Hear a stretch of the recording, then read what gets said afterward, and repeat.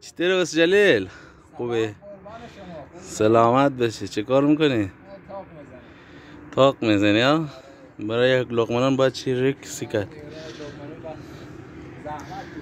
نگاه کنی؟ یا خدا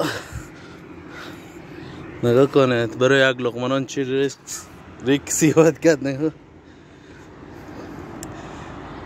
ای صاحب چطوره؟